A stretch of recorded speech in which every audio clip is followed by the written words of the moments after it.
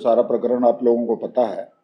मैं केवल अपनी बात बहुत थोड़े शब्दों में कहना चाहता हूँ कि भारत में जो राजनीतिक व्यवस्था है वो संविधान के अनुसार समता, समानता, न्याय और बंधुत्व पर आधारित है। राजनीतिक व्यवस्था 1950 में ही लागू हो गई थी, लेकिन सामाजिक स्तर पर जो हमारी कमियां थी, सामाजिक और आर्थिक न्याय आज तक नहीं हुआ है। और इस टोटल केस में भारतीय संविधान की वजह से, समानता की फिलॉसफी की वजह से लोग धीरे धीरे अपनी बात रख रहे हैं, ऊपर जा रहे हैं। लेकिन जो दक्षिणपंथी शक्तियां हैं, जो पुरानी व्यवस्था को बनाया रखना चाहते हैं, वो गलत तरीके से बार बार इस चीज को हस्तक्षेप कर रहे हैं। लोगों की मॉब लीचिंग कर दी जा रही है, किसी को भी भावना आहत होती है ऐसा कह के कर दिया जा रहा है। ये नहीं चलने वाला है और इसको हम व्यक्तिगत नहीं, संगठित आधार पर लड़ रहे हैं। और हम उस आदमी, हर एक आदमी के लिए भी लड़ेंगे। हमारे पास संगठन है जिसे समता समानता के अधिकार को डिनाई किया जा रहा है, और डिनाई करने वाले लोगों को हम ये कहना चाहते हैं कि हम कुछ भी हो जाए पीछे नहीं हटेंगे। और ये जो भावनाएं आहत होने का मुद्दा है, ये बिल्कुल बेवकूफी का और मूर्खतापूर्ण है।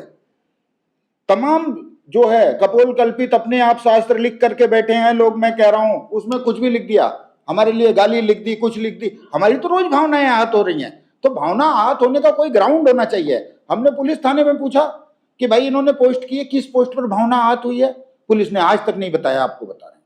लेकिन ये सब चीज ऐसे नहीं चलेगी। हम संगठित लोग हैं और हम न्याय और अधिकार, जो संवैधानिक अधिकार हमारे हैं, उसको हम लेके रहेंगे, लागू करवा के रहेंगे। और जो भी व्यक्ति संवैधानिक अधिकारों के हनन का प्रयास करेगा वो हमारा शत्रु है, उससे हमारी जंग निश्चित है।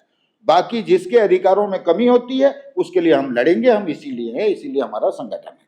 तो हम चाहते हैं कि देश में समानता, समता, न्याय और बंधुत्व आधारित व्यवस्था अब सामाजिक और आर्थिक लेवल पर भी स्थापित होनी चाहिए, और हम इसी के लिए संघर्ष कर रहे हैं और हम करते ही रहेंगे कंटिन्यूअस। तो जो लोग गलत तथ्यों के आधार पर हमसे लड़ने का प्रयास कर रहे हैं, हम उनको भी सलाह देंगे, उनसे कहेंगे कि जो हमारी व्यवस्था है सबकी, आप भी साथ आइए और देश के विकास में भागीदार बनिए। क्योंकि देश का कोई भी तबका, पिछड़ा, गरीब, दलित रहेगा तो पूरे देश का विकास नहीं हो सकता। कोई कहे कि हम 2% लोगों को या एक जो है 5-10 बिजनेसमैन का विकास करके देश का विकास कर लेंगे, नहीं हो सकता।